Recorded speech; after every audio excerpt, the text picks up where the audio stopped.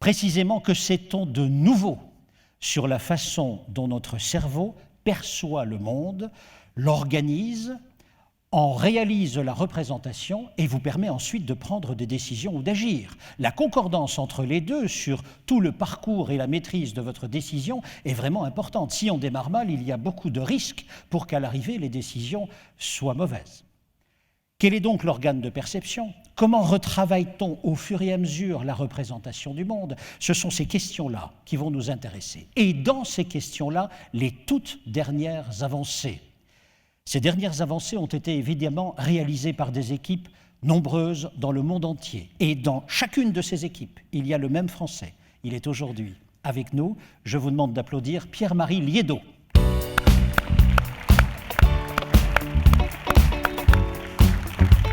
Merci beaucoup Pierre-Marie. Pierre-Marie, je tiens vraiment à le remercier parce que vous savez, quand on dit c'est un Français, il est professeur à Harvard, tous, vous comme moi, on a la représentation suivante, ben oui, il est là-bas et c'est tout à fait normal, son ambition, son savoir, sa griserie intellectuelle le retient là-bas et nous en sommes également privés. Merci beaucoup Pierre-Marie d'être ici avec nous et de partager ce savoir. En 5 ans donc, des équipes internationales auxquelles appartient Pierre-Marie ont découvert 3 nouvelles avancées qui vont vous réjouir et me réjouir.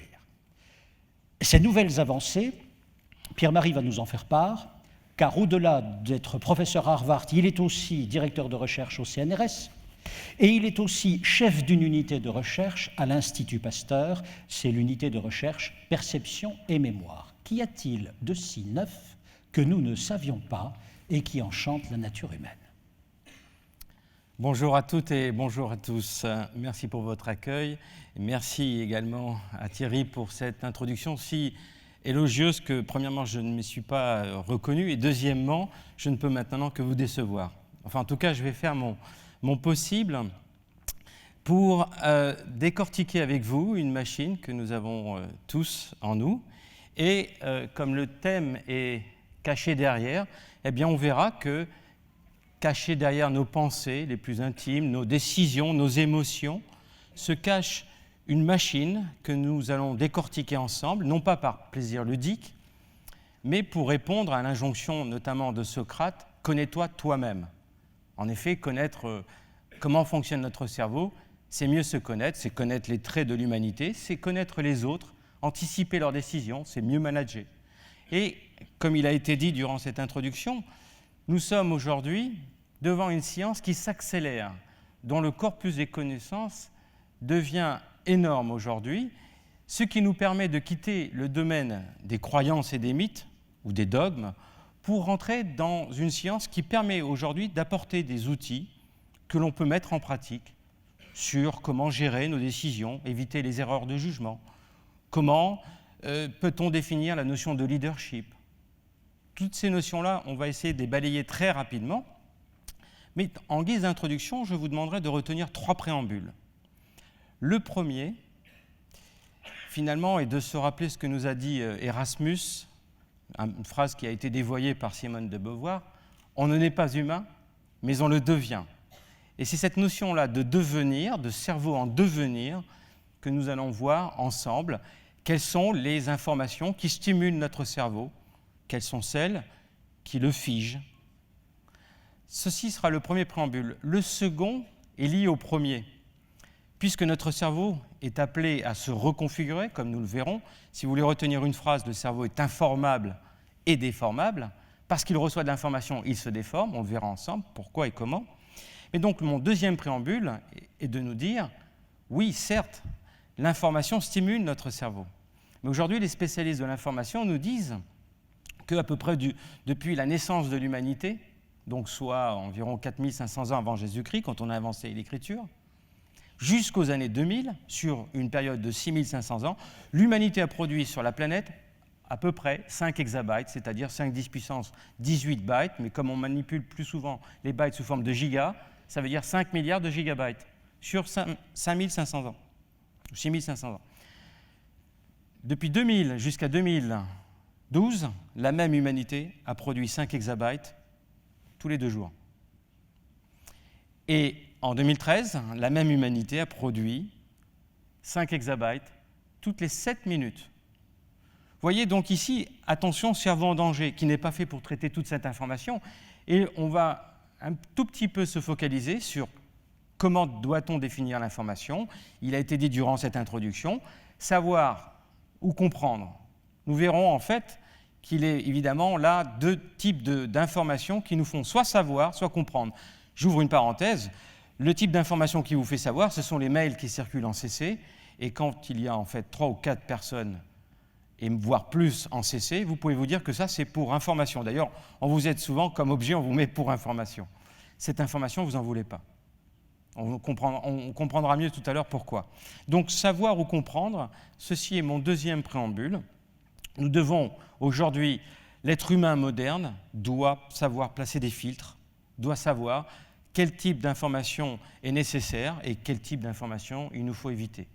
Et enfin, le troisième préambule, qui en fait va donner un squelette à cette intervention, est de comprendre que la complexité de la conscience humaine se niche dans 3 dimensions. La première est l'intellect. Je ne rentre pas dans les détails, je ne parle pas de coefficient intellectuel, le fameux QI. Vous savez qu'il y a le quotient émotionnel, il y a d'autres formes d'intelligence, il y en a 8 ou 9. Donc je parle de l'intellect, c'est-à-dire quand vous donnez de l'information à quelqu'un, il la reçoit, il la traite avec son intellect. Pour une grande partie, merci papa et merci maman, l'héritage des gènes. Mais il y a aussi une autre dimension qui va participer dans le traitement de l'information. Et cette deuxième dimension est la dimension que l'on peut qualifier d'affective, les émotions.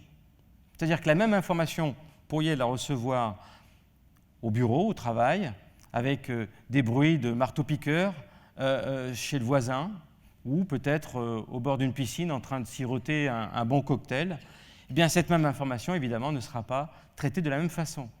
Là, à l'heure où je vous parle, j'espère que vous ne faites pas trop face à l'hypoglycémie, parce que, voilà, on ne va pas traiter d'informations quand on est dans une certaine forme de déplaisir, ou au contraire, on est bien assis, tout va bien. Donc, deuxième dimension, qui est la dimension affective. Et la troisième dimension est la dimension des croyances. C'est inévitable, quand vous donnez de l'information à quelqu'un, eh bien, il la complète. On connaît tous ces fameuses phrases ou ces mots où l'on va dégrader, on va enlever une lettre, et on finit toujours par voir le même mot. On finit par voir le même mot et inventer la lettre qui manque.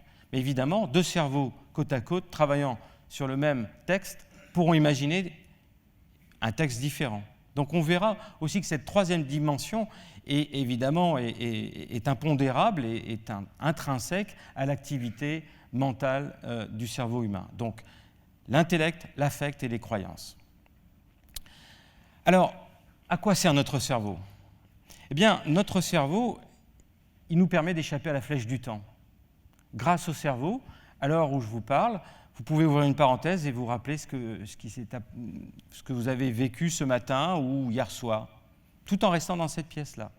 Donc, vous voyez, cette possibilité de nous projeter dans le passé, évidemment, c'est ce que l'on va appeler la mémoire, cette capacité de revenir en arrière. Évidemment, pourquoi le fait-on ? Eh bien, pour éviter les échecs passés. Si vous vous faites arracher le portefeuille dans une ruelle, eh bien, les jours à venir, vous éviterez soigneusement cette ruelle, de façon à ne pas revivre le même épisode. Et puis, c'est aussi de vouloir renouveler les expériences qui se sont traduites par un gain positif. Donc, la mémoire, essentiellement, quand même, nous guide pour éviter les échecs passés.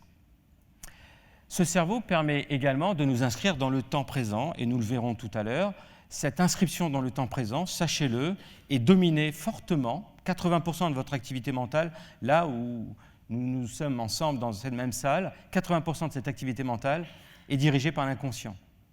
Donc ce sera par exemple un support d'information pour la base de l'intuition. Je garde tous ces termes-là, peut-être pour un débat plus général tout à l'heure, mais sachez que dans l'intuition, quand vous serrez les mains à quelqu'un et vous retournez vers votre collègue en disant « ce contrat, je le sens bien », sachez que ça n'a pas été tout à fait le jeu du hasard, qu'il y a une lecture des émotions corporelles qui ont fait que vous avez pris cette décision, que ce contrat, vous le sentez bien, parce que dans votre passé, vous avez vécu telle et telle situation relativement similaire, le fameux déjà vu en psychologie, et que vous êtes en train de prendre une décision rationnelle, mais qui vient se nourrir des intuitions. Donc 80% du traitement de l'information en temps réel se niche dans l'inconscient, et 20% uniquement dans le conscient. Et puis, le propre du cerveau humain, c'est d'avoir une partie antérieure, la partie la plus avancée, ce qu'on appelle les lobes frontaux. Eh bien, cette partie antérieure est une belle machine à simulation. Grâce à cet organe, nous pouvons simuler en permanence le futur. Et lorsque nous sommes dans le bien-être, c'est-à-dire à peu près tous les jours, nous sommes en train de simuler la récompense à venir. Attention, simuler la récompense à venir. Un des diagnostics que nous portons quand nous suivons dans des cohortes de patients atteints de dépression sévère, de troubles de l'anxiété, ce qu'on appelle les troubles de l'humeur. Donc,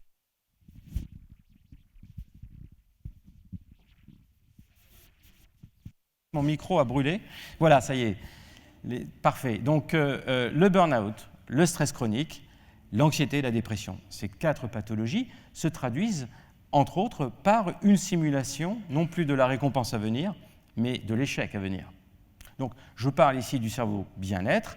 Eh bien, nous sommes tous, et nous devrions tous, utiliser cette machine avec cette notion de prospective. Rappelez-vous ce que disait Sénèque, il n'y a pas de vent favorable pour celui qui ne sait où il va. La boussole, c'est dans cette partie antérieure qu'elle se niche. D'accord ? Et donc ça, c'est très important parce que j'ai évidemment pas le temps d'élaborer beaucoup sur cette notion-là, mais derrière cette notion de cerveau qui simule en permanence la récompense à venir, demain, dans 6 mois, dans 1 an, dans 10 ans, récompense pour vous ou pour les autres. Ça peut être de l'altruisme, ça peut être pour une entreprise, ça peut être pour la famille. Eh bien, cette simulation de la récompense à venir, vous savez comment on l'appelle ? C'est le désir. Le désir est une force vitale. Tout individu perdant la notion de désir perd cette notion de vitalité. Et lorsque vous aviez simulé la récompense à venir, et lorsqu'à un moment donné, quand même, il va arriver cette récompense, et que vous la consommez, alors le désir s'efface pour laisser place au plaisir. J'ouvre simplement cette parenthèse, je vais très vite la refermer. Il faut simplement savoir qu'aujourd'hui, la société n'est pas permissive au désir. On n'a plus le temps de se projeter dans l'avant. On doit répondre à l'injonction du téléphone, des mails qui s'accumulent. Rappelez-vous, 5 exabytes, environ 5 toutes les 5 minutes.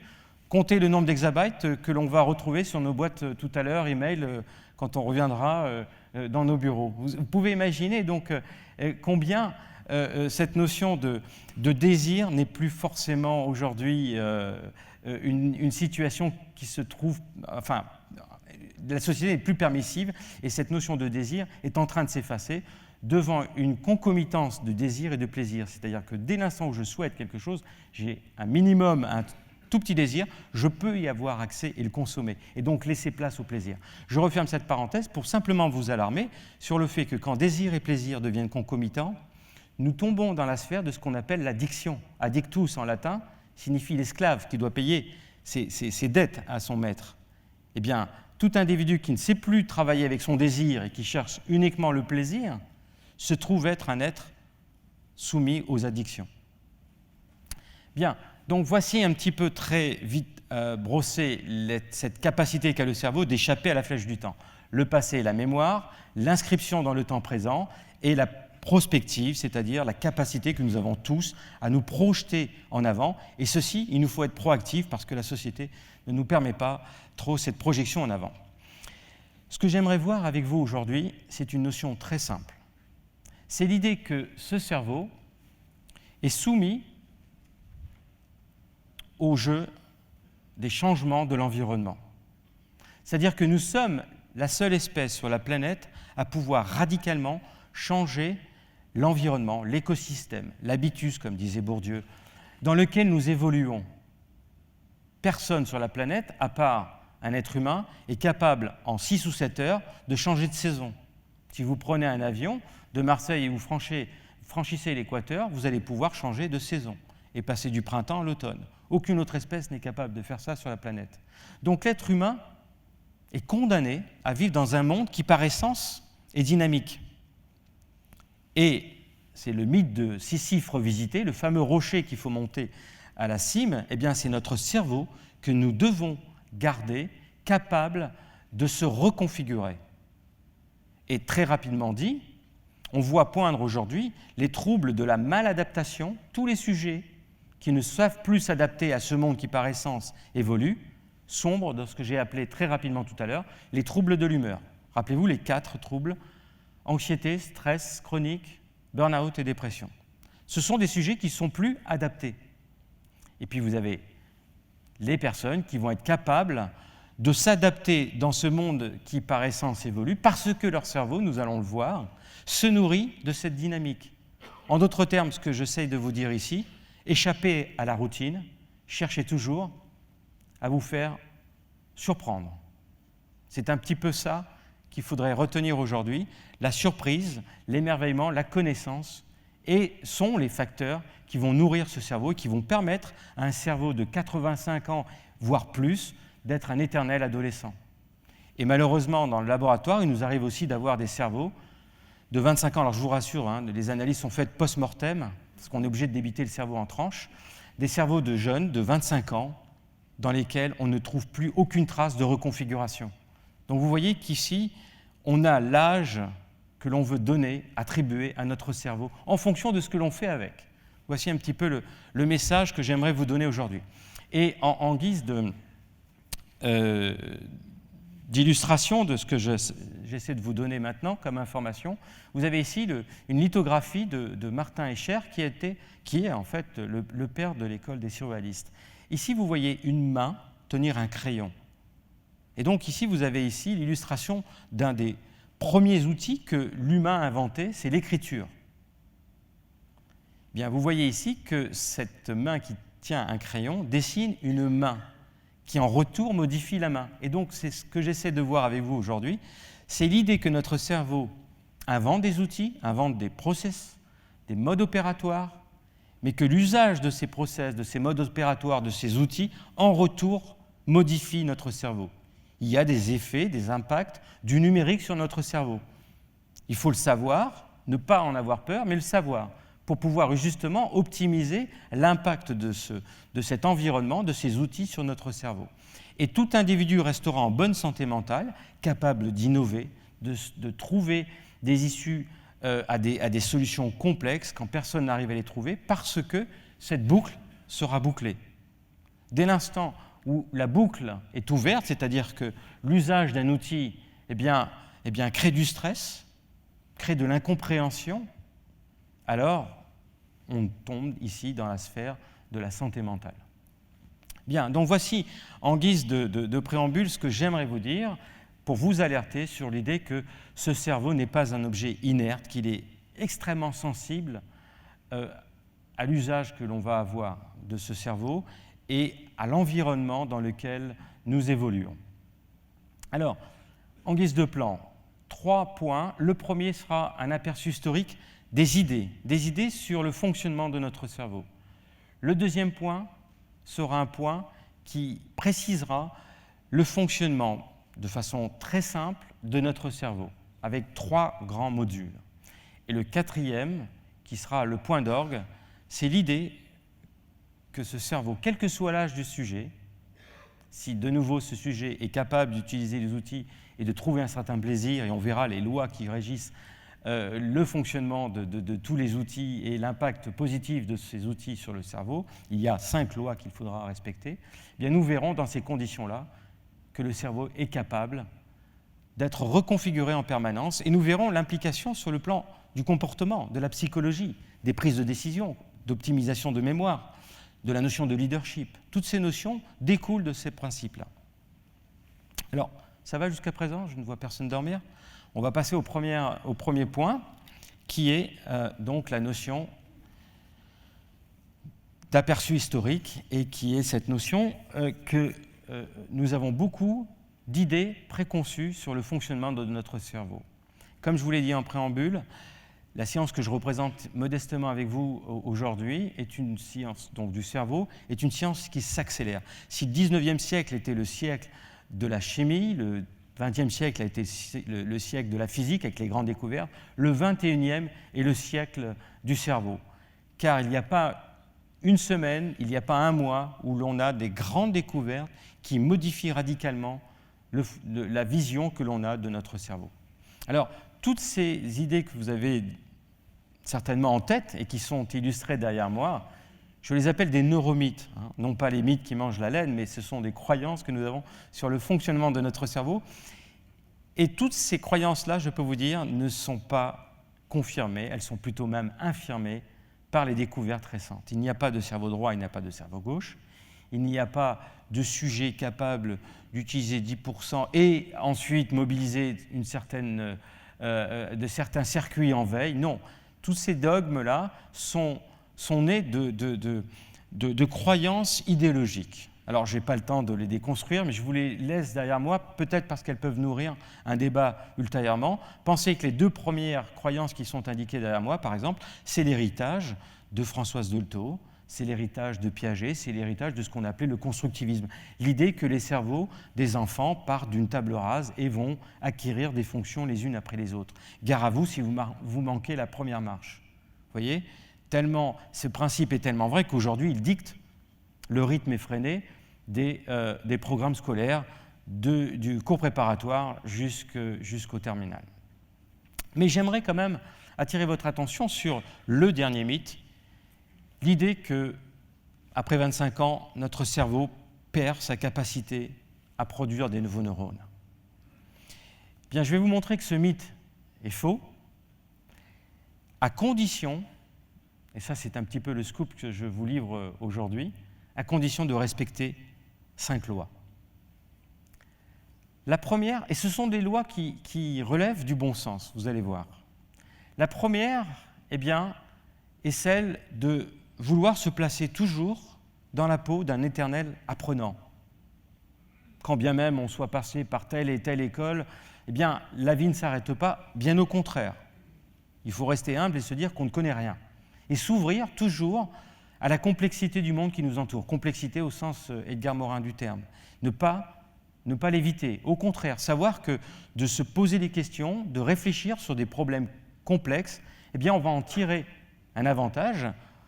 Encore faut-il être volontaire, évidemment, et ne pas subir, et trouver un certain plaisir, car nous verrons, la notion du plaisir est très importante dans la reconfiguration positive du cerveau. Donc, première loi à respecter pour que notre cerveau, quel que soit l'âge du sujet, puisque ce que je ne vous ai pas dit, donc, c'est qu'au laboratoire, pour des cerveaux qui ont plus de 89 ans, que nous avons pu étudier, nous pouvions trouver des neurones qui sont nés 4 semaines avant le décès de la personne. 4 semaines. Ça veut dire que cet individu-là avait des bébés neurones, avait des neurones juvéniles, avait des neurones adolescents. Vous voyez ? Et donc, vous comprenez pourquoi, quand vous écoutez à la radio, un Stéphane Hessel, un Jean d'Ormesson, un Michel Serres, un Michel Rocard, j'essaie de balayer très large le paysage politique ici, pour vous dire que, évidemment, certaines personnes sont des éternels adolescents, parce qu'ils respectent cette première loi de s'ouvrir vers la complexité du monde qui nous entoure, de chercher à lui donner du sens et de ne surtout pas l'éviter. L'éviter comment ? En sortant les clichés, les stéréotypes et les préjugés. Première loi, donc s'ouvrir au monde extérieur. Rappelez-vous ce que disait Socrate, la sagesse commence avec l'émerveillement. Donc mon premier préambule, c'est de se dire que nous devons tous rester émerveillés du monde dans lequel nous vivons. Deuxième loi, elle est exprimée en haut à gauche, savoir lutter contre la pollution sonore et visuelle. Rappelez-vous ce que je vous ai dit sur les 5 exabytes produits tous les 5 à 7 minutes. Eh bien, sachez que l'on peut qualifier cela d'infobésité. Infobésité. C'est-à-dire que nous sommes bombardés d'informations, pour la plupart, qui nous fait savoir. Vous n'en voulez plus.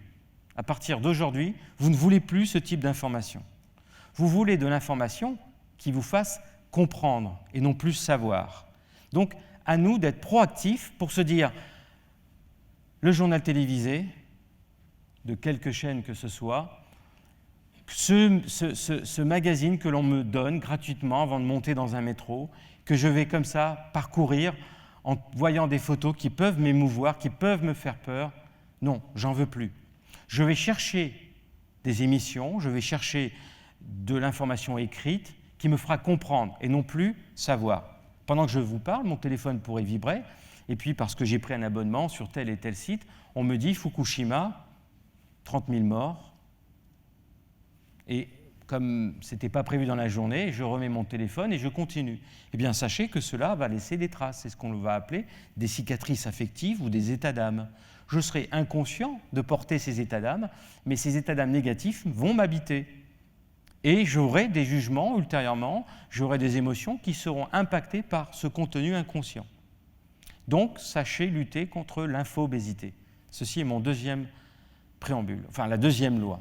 Troisième loi, c'est de savoir lutter contre l'usage chronique des psychotropes. Psychotropes étant l'association soit d'anxiolytiques, d'antidépresseurs ou d'hypnotropes, les somnifères. Sachez que ces molécules ont pour vertu de mettre notre cerveau dans un régime qui est celui de savoir et pas comprendre. Vous voyez, quand on s'émerveille, quand on cherche à comprendre, on a une activité mentale qui notamment émet des régimes rapides d'électricité, mais je ne rentre pas dans les détails. Quand on prend ces molécules-là, c'est parfait, ça nous évite de ruminer, donc on n'est plus anxieux. Mais il faut savoir qu'on utilise une béquille chimique qu'il va falloir très vite abandonner pour traiter non plus la forme et le fond. D'accord ? Donc, vous savez qu'en France, l'invention des psychotropes est en fait attribuée au professeur Laborie dans les années 55, et que malheureusement, du fait de ce côté national, on est les premiers consommateurs, parce qu'à la faculté de médecine, parce que ceci, parce que cela, les substances sont peut-être trop facilement accessibles, etc. Vous savez qu'on est les premières nations à consommer ces molécules-là, et que certaines personnes en prennent depuis plusieurs décennies. Et or, on sait aujourd'hui, quand on suit comme ça des personnes d'une même fratrie, comme ça on sait qu'ils partagent le même patrimoine génétique, pour les personnes qui ont pris de façon chronique les somnifères ou des anxiolytiques, ils ont un risque de développer une maladie neurodégénérative, maladie d'Alzheimer, Parkinson, Corey Huntington, qui est multipliée par 7.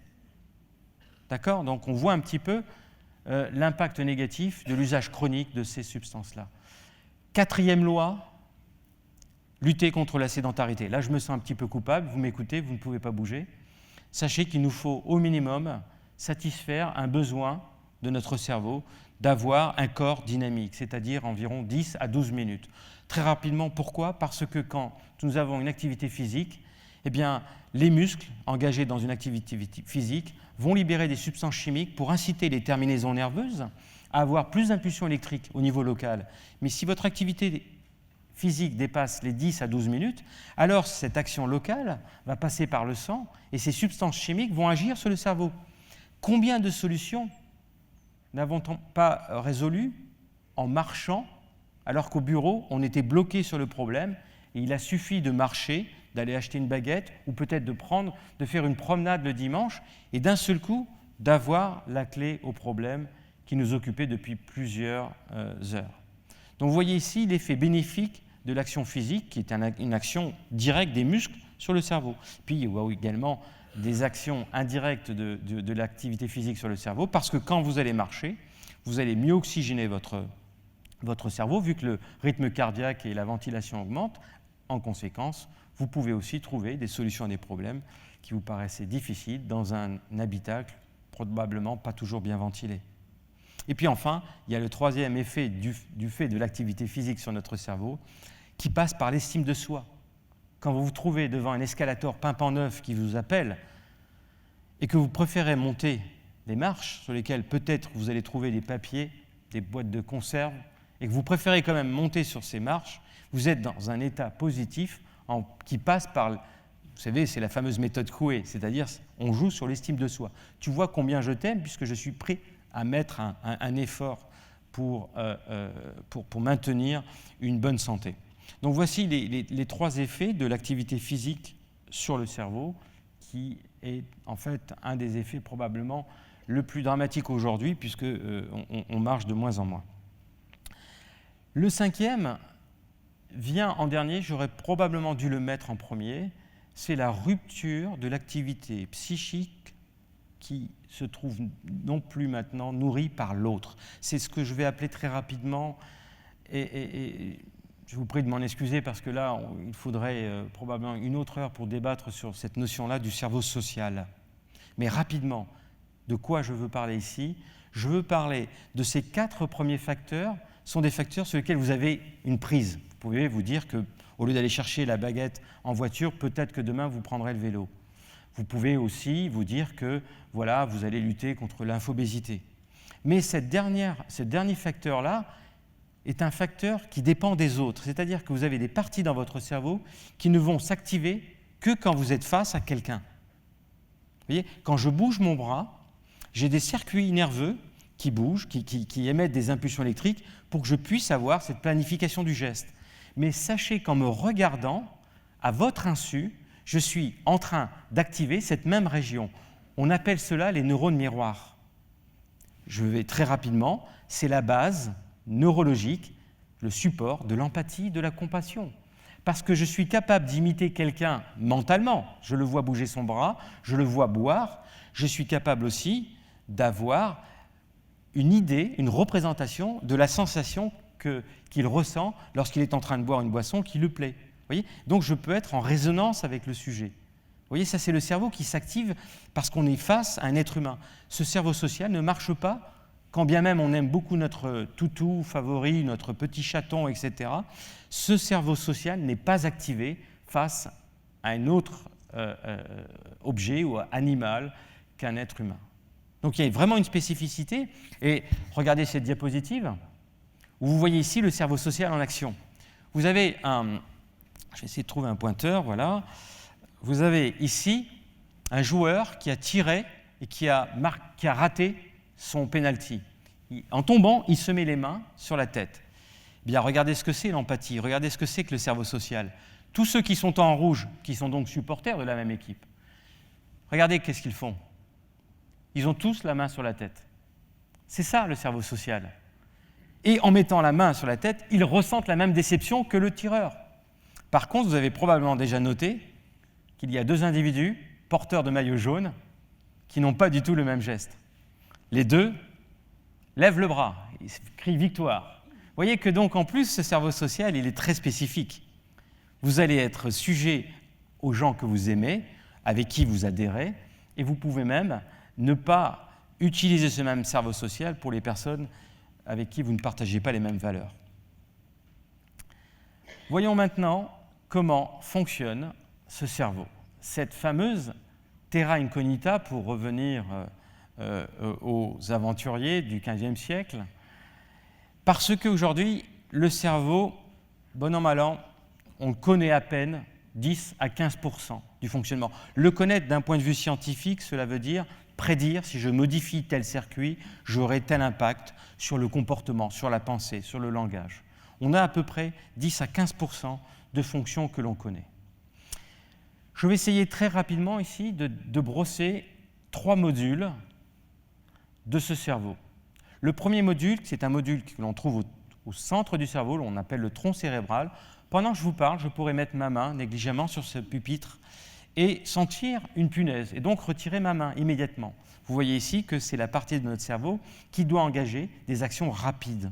Je n'ai pas besoin d'aller à l'école pour savoir que je dois retirer ma main de cette punaise. Donc ce sont des instincts qui sont transmis par nos gènes, et quand on appartient à une espèce, on a comme ça un certain nombre de répertoires de dangerosité ou au contraire de conditions que l'on va rechercher. Alors, je viens de recevoir un signal inquiétant, j'ai besoin de brancher mon ordinateur. Mais pendant que je vous parle de connexion, voilà, mon ordinateur a besoin également d'être nourri convenablement. Alors, le deuxième module qui va venir et qui est la partie orange, qui va venir au cours de l'évolution de l'Odyssée de l'espèce humaine, eh bien, c'est le module qui vient gérer nos émotions. Vous voyez, après les instincts, nous avons ici un module qui va permettre à notre cerveau d'apprendre. Car rappelez-vous, sans émotion, nous ne pouvons pas apprendre. Vous connaissez le chien de Pavlov qui a été capable d'associer la cloche avec la salivation. Pourquoi ce chien a-t-il fait cet effort ? Parce qu'il retrouvait, lorsqu'on était dans les conditions d'apprentissage, des morceaux de viande dans la gamelle. Si vous aviez mis des morceaux de pierre ou des morceaux de polystyrène, il n'aurait jamais fait l'effort d'apprendre et de retenir. Donc on apprend, on retient que lorsque nous avons des émotions. Ce que j'essaye de faire avec vous, là, à l'heure actuelle, c'est de créer des émotions pour avoir l'idée que peut-être il y aura quand même quelques traces qui resteront dans vos mémoires. La preuve en est, vous connaissez ces situations que l'on appelle des stress post-traumatiques, les émotions, les informations acquises dans des situations extrêmement fortes sur le plan émotionnel. L'exemple d'un soldat qui revient du front, l'exemple d'une femme qui a été violée, qui rentre dans une ruelle mal éclairée, qui n'entendait pas derrière elle et va se remémorer les sévices qu'elle a vécus il y a peut-être 10 ans. Pourquoi cette trace, qui a duré peut-être quelques secondes, quelques minutes, reste de façon durable dans le cerveau? Parce que lorsque on a acquis cette information, on avait également des niveaux émotionnels extrêmement élevés et extrêmement forts. Donc, voici le deuxième module qui est celui de la gestion des émotions pour créer de la mémoire. Et puis le troisième, qui est le propre de l'humain, c'est le dernier étage. On l'appelle le cortex, qui veut dire en grec l'écorce. Ici, sachez que nous avons une structure qui nous permet de déconstruire le monde extérieur. Et qu'est-ce que je veux dire par déconstruire ? Je veux dire que nous avons tous des représentations internes qui ne sont pas des représentations fidèles à la réalité. Et nous allons tester cette hypothèse en regardant une image que je projette ici pendant quelques secondes et que je retire. Pour revenir au cortex, vous avez tous eu une réalité externe qui a frappé votre rétine. Mais ensuite, une information est parvenue jusqu'au cortex qui, lui, a créé une réalité interne. Alors, si vous avez une vie conjugale, idyllique, tout va bien, et vous êtes prompt à voir deux couples qui vont probablement s'embrasser. Si vous êtes un architecte, vous voyez très vite des colonnes, des balustres qui vous permettent de faire des balcons.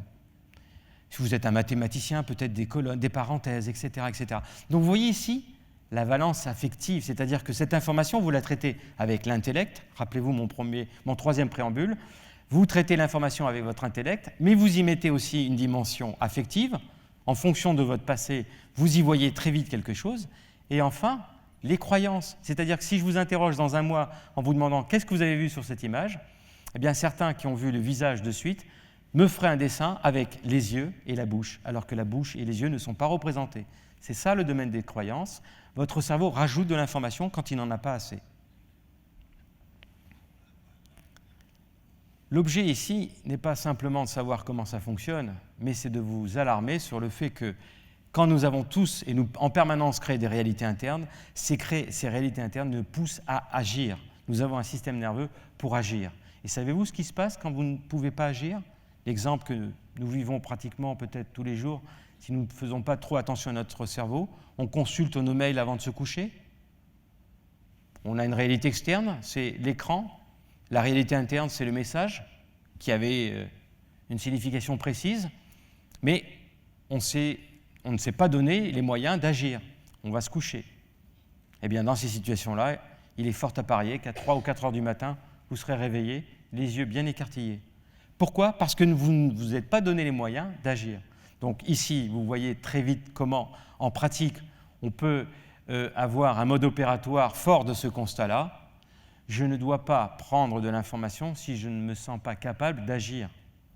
Si je prends de l'information sans agir, je suis dans une situation que l'on va qualifier d'anxiogène. Exemple de la vie concrète. Un veilleur de nuit qui assume son travail, c'est-à-dire la sécurité de wagons qui sont parqués dans une gare ferroviaire. Tous les paramètres sont importants. Nous sommes vendredi, au mois de juillet, il fait sa tournée en t-shirt et à un moment donné, il voit une lumière dans un wagon. Il va à l'intérieur du wagon avec son chien. La réalité externe, c'est les parois du wagon. Malheureusement, en rentrant, la laisse du chien se prend dans la porte et la porte se referme. Donc, réalité externe, c'est les parois avec la porte. Réalité interne, tiens, je suis bloqué. J'agis. Il tourne la poignée. Malheureusement, la poignée reste dans sa main. Tiens, la réalité interne se modifie. C'était au départ, je suis bloqué, devient, je suis prisonnier. Je ne peux plus sortir. Donc, il sort son talkie-walkie, il essaye d'appeler les postes de secours voisins. Et en sortant l'antenne, il se rend compte qu'il ne peut ni recevoir ni émettre, parce qu'il s'aperçoit qu'il est dans un wagon frigorifique. Un effet de cage de Faraday fait qu'il ne peut plus recevoir d'informations sous forme d'ondes électromagnétiques. Donc la réalité interne évolue. La réalité externe est la même depuis le départ. La réalité interne, c'est je suis bloqué, je suis prisonnier, maintenant je suis foutu. Parce que je suis dans un wagon frigorifique 4 degrés, rappelez-vous. Nous sommes des animaux dits homéothermes. Nous avons cette condition de maintenir notre température corporelle à 37 degrés. Vendredi soir, la relève ne viendra que lundi matin, hypothermie.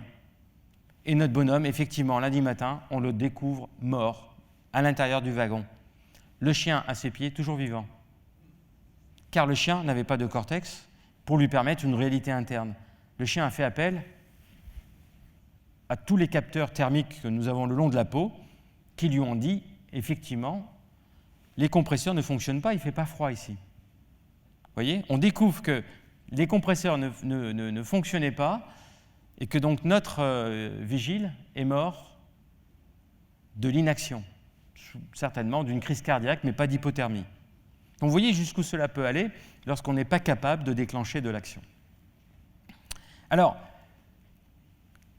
qu'est-ce qui se passe donc lorsque notre cerveau crée ces réalités internes, ces images? Eh bien, il se passe qu'il y a, et ça c'est un clin d'œil pour vous, construction et déconstruction en permanence dans notre cerveau, avec des échelles évidemment temporelles, mais comme vous, quand vous bâtissez selon ce que vous avez à bâtir, avec des échelles temporelles qui sont extrêmement différentes. Ça va de l'ordre de l'heure, c'est-à-dire que votre cerveau avant et après cette conférence ne sera pas le même, notamment au niveau de contacts. Certains contacts auront été créés, d'autres éliminés. Et puis des informations qu'il va falloir répéter pour les acquérir. Un geste, par exemple, pour relancer la balle avec une raquette. Apprendre un poème, etc. Parce que là, nous avons non plus des changements microscopiques de contact, mais vous avez carrément des câbles, des fibres qui vont pouvoir s'arboriser. Ça prendra plusieurs semaines. Et puis nous allons voir aussi des changements qui vont s'opérer sur l'ordre de l'année, voire la décennie.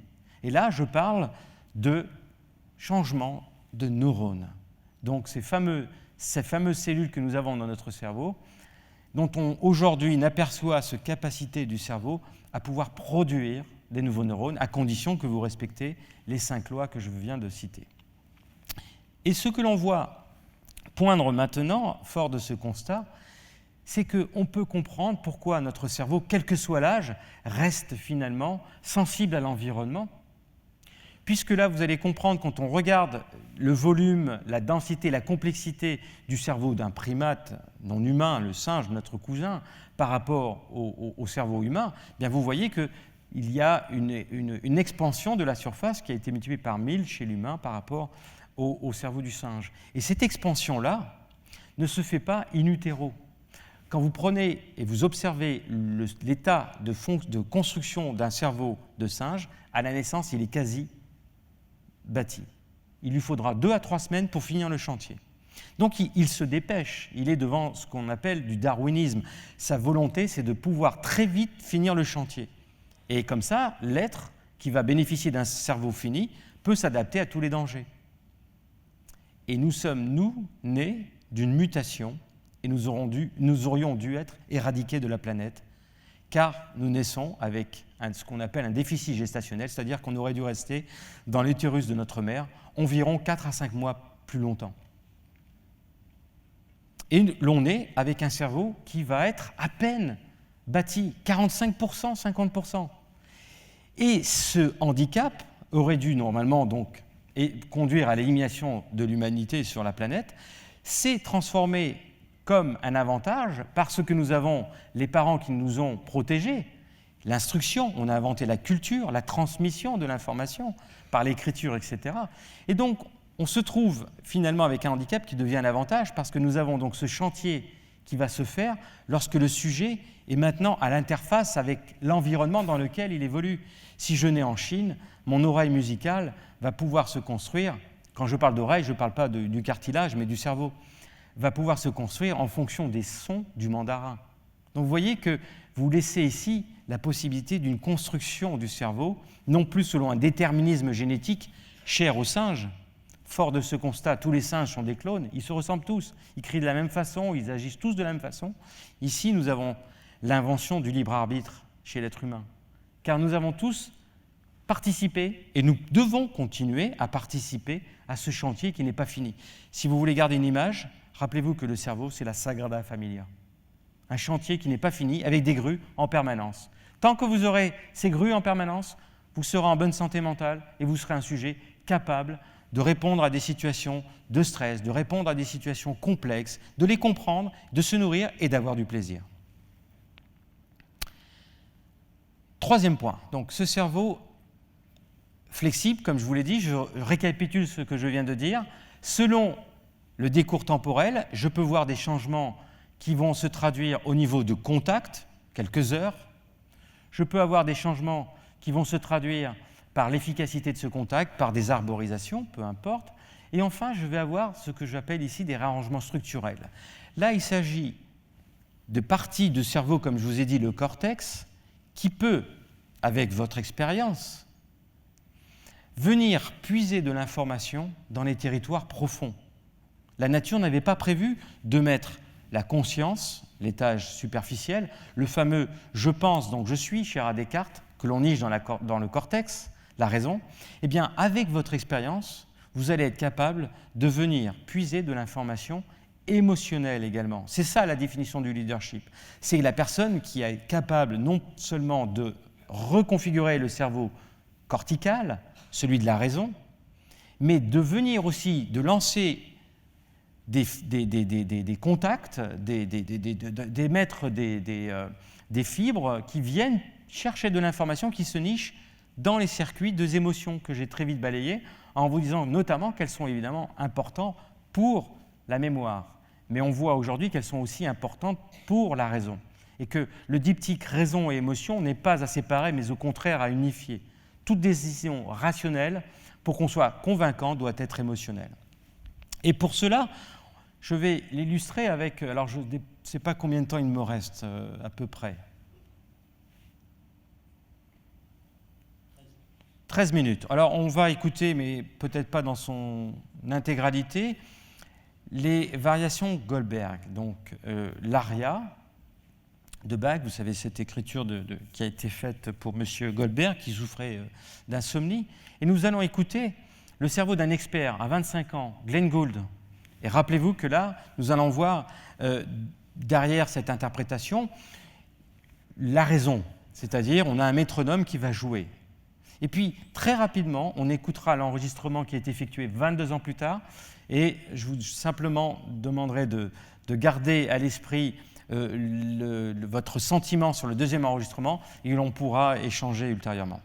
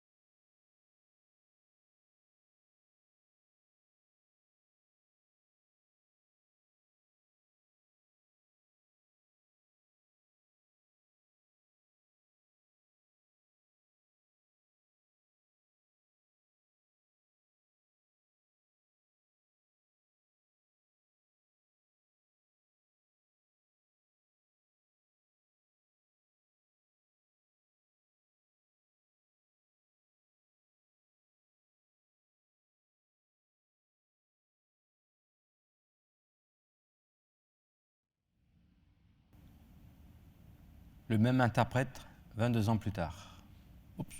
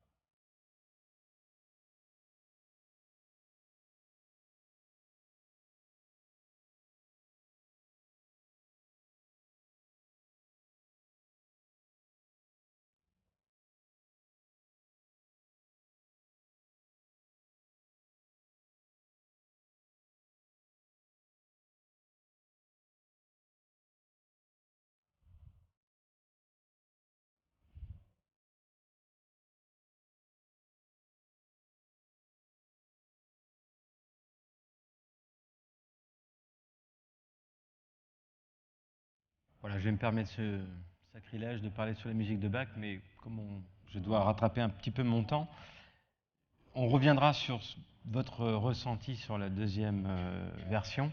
Et voilà, si vous êtes intéressé, vous pouvez partir avec la version MP3 que j'ai sur mon disque dur. Ce que j'ai voulu illustrer ici, c'est qu'on a ici un interprète, quand il a 25 ans, qui utilise son cortex. C'est devenu un maître. Pour les professionnels de la musique, c'est l'enregistrement qui fait référence. C'est celui que vous devez prendre si vous partez sur la fameuse île, vous savez. La deuxième version, comme vous l'avez ressenti, déjà, il prend un certain loisir avec le temps. Il s'échappe, il s'éloigne de la partition. Il n'est plus fidèle à ce qu'a écrit M. Bach. Mais ce qu'il cherche à faire, c'est nous témoigner ces émotions qu'il ressent. Vous voyez, quand il voit telle et telle note, il a montré une tristesse, puis par moments, vous avez vu que ça s'est emballé. Au contraire, il y avait de l'euphorie, de la joie, ce qu'on ne voit pas dans le premier enregistrement. Et ce que je veux illustrer ici, c'est l'idée que le cerveau, d'abord, de ce jeune interprète, est un cerveau qui est remis, qui se reconfigure avec la pratique, l'apprentissage. Et l'on voit donc des changements dans le cortex, grâce aujourd'hui à toutes ces machines qu'on peut faire de l'imagerie fonctionnelle, de l'exploration. Ce que vous voyez, par exemple, chez des enfants qui ont commencé à 7 ans, qu'on reconvoque 7 ans plus tard, donc ils sont devenus adolescents, eh bien on s'aperçoit que pour les pianistes, ils ont 2 régions hypertrophiées. On n'est pas surpris, la région qui planifie le geste, et puis la région qui est celle qui traite l'information auditive.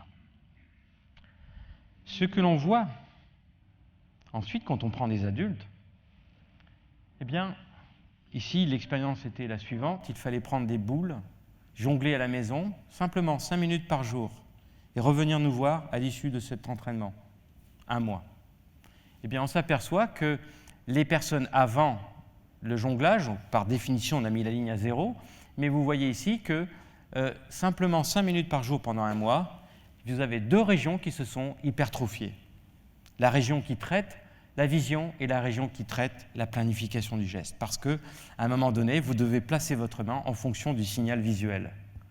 5 minutes pendant 1 mois et vous avez changé le câblage du cortex. Vous avez mis 2 modules ensemble à travailler. Les personnes ici ont entre 25 et 65 ans. Nous avons pris des seniors. Ils avaient tous plus de 75 ans. On s'aperçoit que chez ces personnes, avant et après, vous voyez, s'ils ont été volontaires, s'ils ont trouvé du plaisir, eh bien, il n'y a pas d'âge pour, de nouveau, modifier ce cortex. En revanche, si on leur demande de façon brutale de poser les balles et d'arrêter, on les reconvoque 3 mois plus tard, on s'aperçoit que le gain est perdu puisqu'ils sont même plus bas qu'ils n'étaient auparavant. Ce que j'ai omis de vous dire pour les adultes entre 25 et 68 ans, quand on leur demandait de poser les balles et de venir nous voir 6 mois plus tard, le gain est toujours là. Donc vous voyez ici la notion qui est très importante, d'abord d'être volontaire, puisque ce que vous avez ici, ce sont des sujets qui étaient sujets à une dépression ou à des formes d'anxiété sévères. Eh bien là, vous n'avez aucun gain de la pratique d'un nouvel exercice. Donc l'injonction « bouge-toi, remue-toi » quand on est affaire à un dépressif, il faut faire attention. Deuxième conclusion que l'on peut voir ici, eh bien, c'est que le gain obtenu après 75 ans, si l'on arrête brutalement, se traduit en une perte. Car rappelez-vous ce que je vous ai dit, le cerveau est un organe qui se construit et se déconstruit. Pour qu'il y ait construction, il faut s'ouvrir au monde. C'est l'information qui nourrit cette construction. Mais la déconstruction se fait par conséquence, puisque si j'augmente ma construction, j'ai besoin par ailleurs de déconstruire ailleurs, parce que le cerveau est coincé dans une boîte. Donc vous voyez que là, ce que vous voyez, c'est l'arrêt brutal de la construction, et vous avez une déconstruction. Donc ce qu'il faut évidemment éviter à un certain âge. Depuis qu'on a fait ce constat, on s'est rendu compte que pour les seniors, si après avoir appris quelque chose de nouveau, vous allez pouvoir arrêter progressivement et non pas brutalement, le gain perdurera toujours. Alors, je vous parle d'expériences qui durent 1 mois, 5 minutes par jour, mais on s'est dit, tiens, prenons des expériences beaucoup plus réalistes encore. Prenons des expériences qui vont durer 5 jours. On a pris des volontaires qui ont accepté de porter un masque. Ils ont été plongés dans la cécité. Et puis on s'est dit, qu'est-ce qui va se passer dans leur cerveau, le fait d'avoir cette nouvelle expérience? Eh bien, on leur demande de venir mettre leurs mains dans une boîte, comme vous voyez ici, et dans cette boîte, il y a à l'intérieur un cercle, un anneau en métal, sur lequel nous avons collé des bandes en velours. Mais on peut faire une rotation de cet anneau.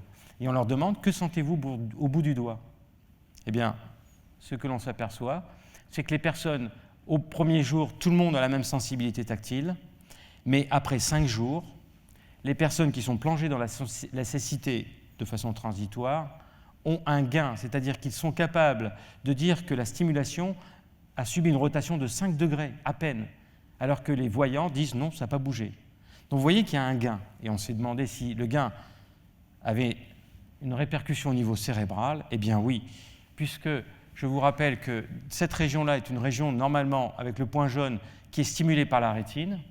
On s'aperçoit que les sujets qui mettent leurs doigts sur la stimulation, cette région-là s'active comme si elle était activée par la rétine. En d'autres termes, toute information venant du doigt est maintenant en train d'être traitée par la région qui traite le doigt, c'est le point bleu ici, mais il y a un deuxième module qui a été capté, c'est de la préemption, c'est du Veolia avant l'heure, vous voyez, on recycle.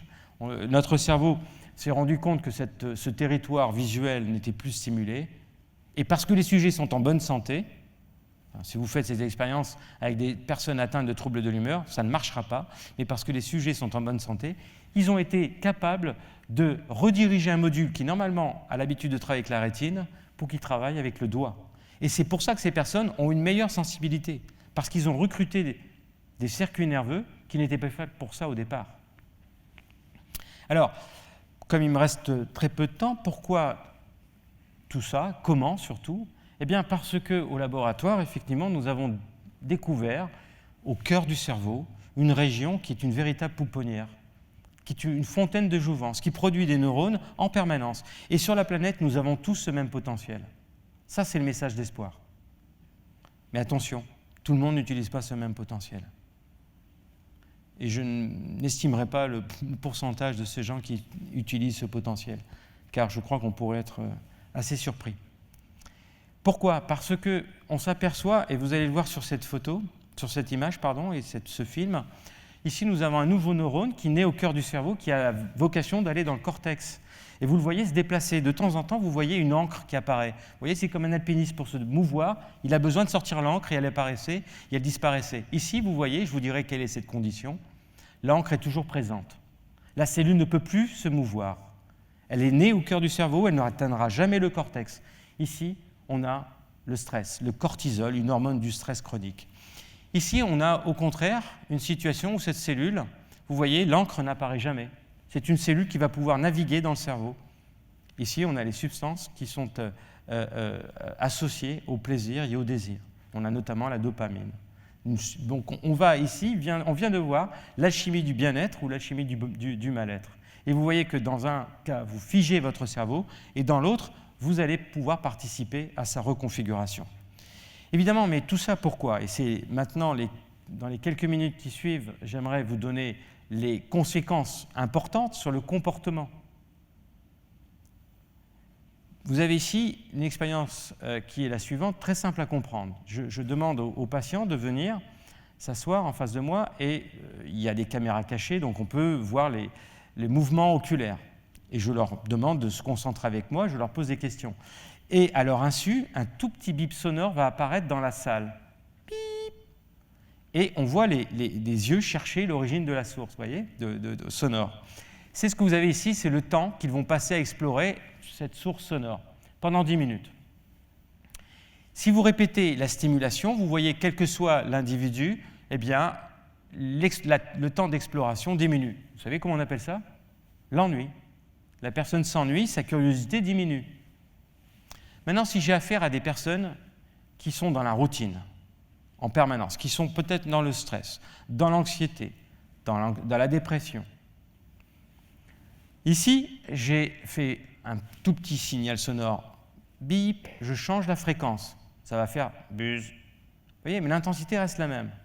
Pour ces gens-là, vous voyez qu'ils s'ennuient et ils continuent à s'ennuyer. Ils n'ont pas remarqué que la stimulation avait changé.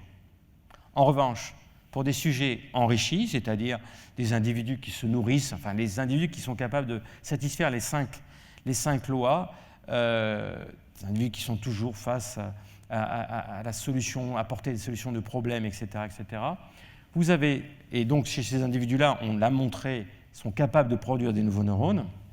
Eh bien, première conclusion, c'est que vous allez quand même si vous produisez des nouveaux neurones, si les stimulations se répètent, vous allez vous ennuyer.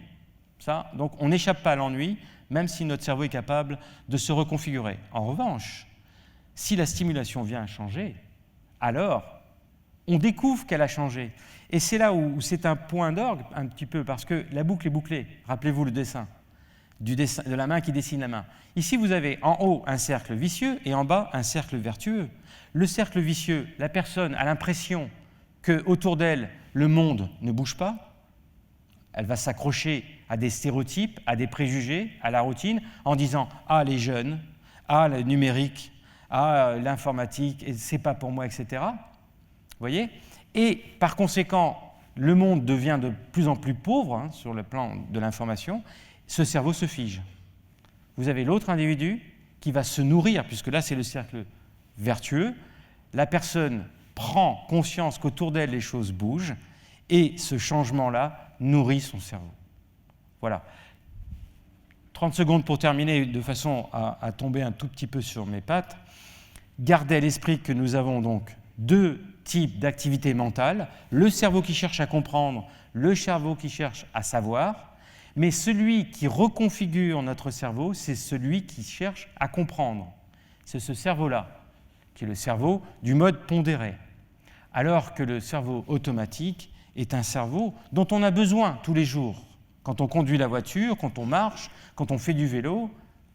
Mais sachez que l'usage de ce mode opératoire est extrêmement délétère chez un sujet. Et je vais peut-être à ce moment-là trouver la conclusion et garder des diapositives en cas de discussion.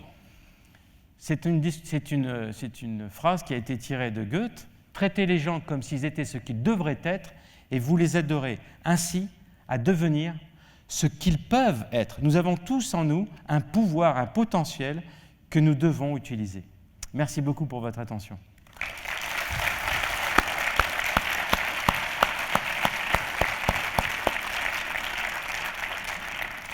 Merci beaucoup, Pierre-Marie, pour cet exposé. Y a-t-il, je pose d'abord la question, une question que vous souhaitez poser à Pierre-Marie? Sinon, nous ferons la synthèse de notre congrès sur 48 heures. Oui, Sonia, bien fort. Mon voisin s'est absenté, mais il m'a demandé de poser cette question. Est-ce que la méditation influence le cerveau et en tout cas le fonctionnement du cerveau? La méditation influence-t-elle le cerveau, la configuration ou reconfiguration du cerveau? Tout à fait, c'est indéniable, c'est scientifique, ce ne sont pas des préjugés, parce que la méditation aide justement à lutter sur l'infobésité. Lorsque je prends ma douche et qu'un jour, parce que le plombier est passé, je prends ma douche et c'est de l'eau froide, si je ne vais pas faire une bonne gestion de mes émotions, voire même de mes états mentaux, je vais vociférer en disant « mais c'est quoi ce plombier? Il va m'entendre, ce crétin, il m'a volé de l'argent, voilà. » Mais si je relativise, donc d'où l'intérêt de l'introspection, d'où l'intérêt de la méditation, si je relativise en me disant « tiens, tu prends une douche froide, certes, ce n'est pas très agréable, en revanche, tous les jours, j'ai une douche chaude, donc il n'y a pas de raison d'être aussi frustré que je pourrais l'être intrinsèquement. » Finalement, la méditation nous aide à juguler un comportement qui est finalement néfaste contre l'homme, qui, vous voyez, au départ était évidemment très utile quand on était les seuls dans une forêt et qu'on était entouré de prédateurs. On avait intérêt à sursauter sur le moindre danger. Aujourd'hui, on n'a plus du tout intérêt à utiliser ce mode opératoire. Et donc, une bonne façon de limiter ces réponses automatiques, je découvre la portière de la voiture rayée et ça me met dans un état où je me sens effondré. Non. Un adepte de la méditation va prendre du recul et dire je ne vais pas être frustré parce que finalement je me rappelle qu'un véhicule me sert à aller d'un point A à un point B, que la portière soit rayée ou pas.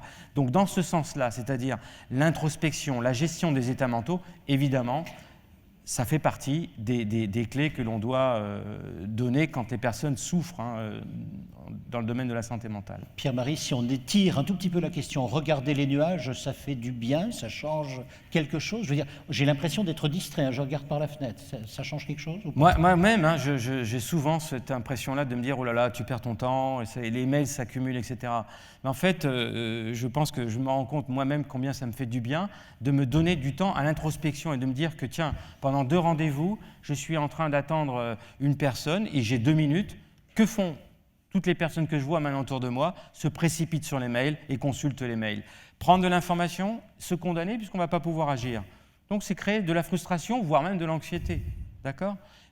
C'est pour cette raison qu'on a autant de burn-out aujourd'hui et qu'on en aura de plus en plus, puisqu'on a, et c'est tant mieux, toujours les moyens d'avoir accès à de l'information. Donc oui, effectivement, regardez les nuages passer, vous ne perdez pas votre temps, parce que sachez que votre cerveau n'aime pas l'ennui. Donc pendant que vous êtes en train de regarder les nuages passer, sachez qu'il va se donner du temps à l'introspection et faire une analyse rétrospective de ce qui s'est passé dans les dernières minutes, dans les dernières heures. Si vous me permettez, je vais juste rebondir sur ça. On a fait des tests qui, par exemple, permettent de demander à des personnes, faites ce test-là, réfléchissez aux 3 derniers numéros de votre 3 derniers chiffres de votre numéro de téléphone portable. Ça y est, c'est fait? Et maintenant, je vous pose la question suivante. Quelle est la date de naissance de Gengis Khan, le premier empereur mongol? Voyez. Bon, c'est difficile, donc on va essayer de trouver des repères. Vous voyez, bon, c'était pas avec Attila, c'était pas avec De Gaulle, donc ça doit être au milieu, hein, d'accord? Alors pour vous aider, je vais donner 4 lettres, A, B, C ou D. Eh bien, 85% des gens vont me dire, j'ai la réponse, c'est B. Eh bien non, c'est C. Et pourquoi 85% des gens vont dire c'est B, et fiers d'eux, en étant certains qu'ils ont trouvé la solution? Gengis Khan est né en 1162. Et pourquoi on est prompt à dire que la réponse est B? Parce que mon passé très proche a influencé sur ma décision. Le fait d'avoir réfléchi sur 3 chiffres fait que je suis prompt à dire la réponse c'est B. Et je suis même certain que j'ai la réponse. Vous voyez combien il est bon de temps en temps de se déconnecter en se donnant du temps à l'introspection. Vous êtes en train de faire un reset. Je pourrais vous entretenir comme ça toute une journée sur les biais cognitifs. Pierre-Marie Liédot. Merci.